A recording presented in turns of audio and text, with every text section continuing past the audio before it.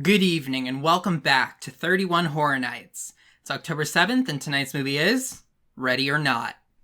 This is a black comedy horror thriller about a young woman who marries into a rich, eccentric family. And on the night after their ceremony, she has to play a game with them. Apparently it's hide and seek, where she's the one hiding, and when they find her, they have to kill her. Apparently she'll be able to make it out of this if she makes it through until dawn. Trailers can be a little bit deceptive on what, the tone of a movie is. The trailers seem to lean very heavily on comedy. It seemed to go the, You're Next, Behind the Mask route of comedy, where you got this ridiculous situation, and you got some characters that are acting very normal and relatable. The bride, and I guess to a lesser extent, her groom, are being the everymen in this movie. They set up a few running jokes.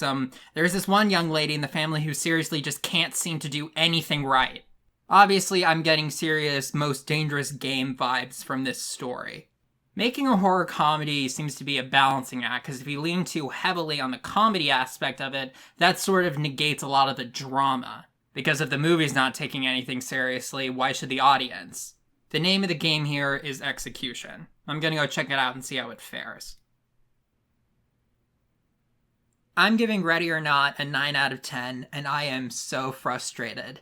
It was so close to getting everything right, but I think they got the ending wrong. Even with that, I'm pretty sure this is the best example of a horror comedy I've ever seen. I think what makes this movie so good is its cast of characters. I want to especially give a spotlight to the main character, Grace, played by Samara Weaving. One of the best horror protagonists I've seen in a while. Not only is the acting incredible, 10 out of 10, Samara Weaving absolutely killed it. The way that her character is written is the best you could ever hope for in a movie like this. Every single choice that she makes sense. I'm serious, there is not one single moment in this movie where I thought that she did something dumb. I mean, she didn't necessarily make the correct choice in every step of the way, but every decision that she made was completely understandable.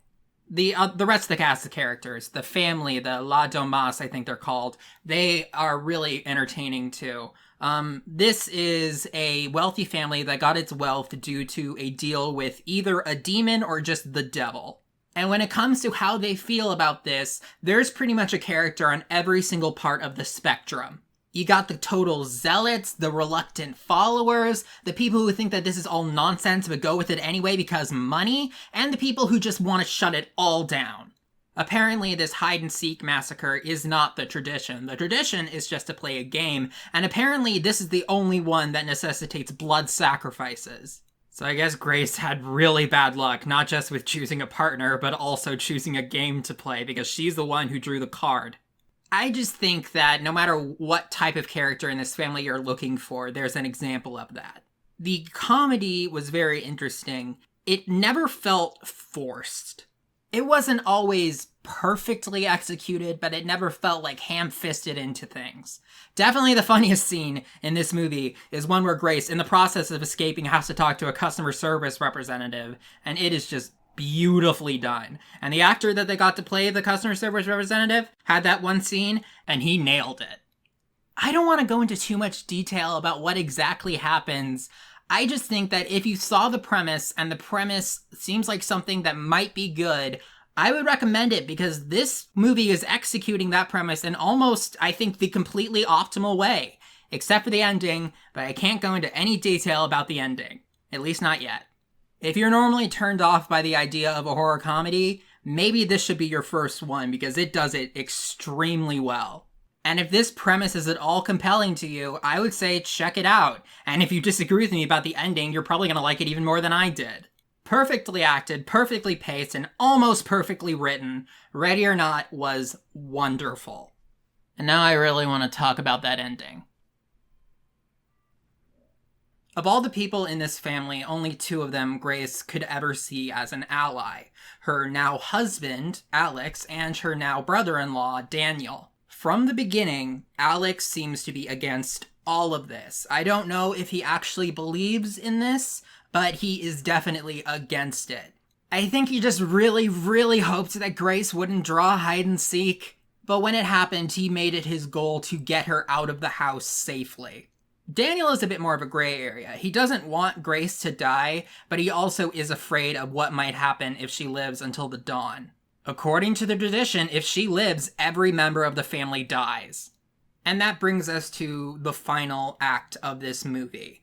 Grace does get caught and she is tied down, and she is about to get sacrificed because Alex is bound up in another room, and Daniel comes to her aid by poisoning, or I guess he said he put hydrochloric acid in the wine or whatever it was they were all drinking, and that's able to incapacitate them enough for him to let her escape.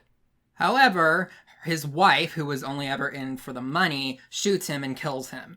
One of the most compelling characters in this movie is the mother of the family. Her name was Becky, and she was very interestingly written because she is ultimately doing this, but she seems like a nice enough person. And I think she's fully aware that what they are doing is truly, deeply wrong, but she's decided that family goes first.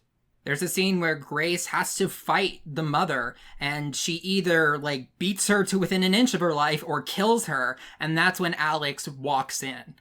Now, let me tell you what I thought the ending of this movie was going to be. I thought that Alex was going to stop the sacrifice at the last moment. The sun was going to come up, and the entire family would be obliterated, including him. And Grace is going to be, I guess, happy that everyone else in the family died, but still very sad about what happened to her husband. And it's going to be a bittersweet ending. What they did instead was have Alex heel turn at the last second and start leading the sacrifice of Grace. I guess they were trying to subvert their expectations because Daniel seemed like he was on the fence and Alex seemed completely against it, and they switched roles at the very end, but I don't think that's what they should have done. They talk a lot about how Alex had become estranged from the family and how he didn't feel like one of them anymore.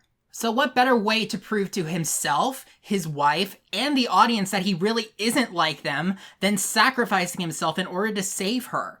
But no, apparently, if you're in this family, you suck, unless you're Daniel, and he completely does a 180.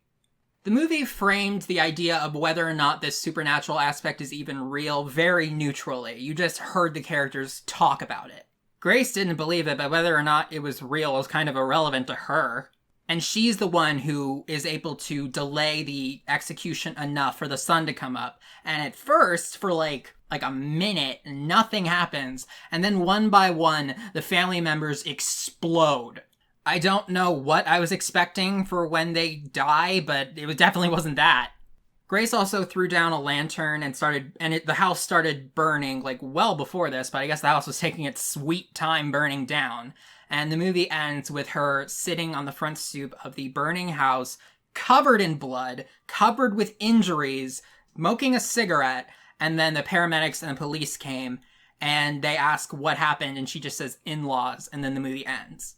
I really wish that ultimately Alex had redeemed himself. Instead, they gave the redemption arc to Daniel, who I guess wasn't a bad character, but certainly wasn't as fleshed out or important in the narrative as Alex was. This is less of an example of a bad ending as not the ending I would have gone with. Obviously, I don't decide what the people making the movie should have done, but I think I can decide what I would have done and what I would have liked more. But even with the flawed ending, I recommend this movie highly. Ready or Not was a lot of fun. It was dark fun, but it was fun. And that wraps it up for this video. I'll see you tomorrow.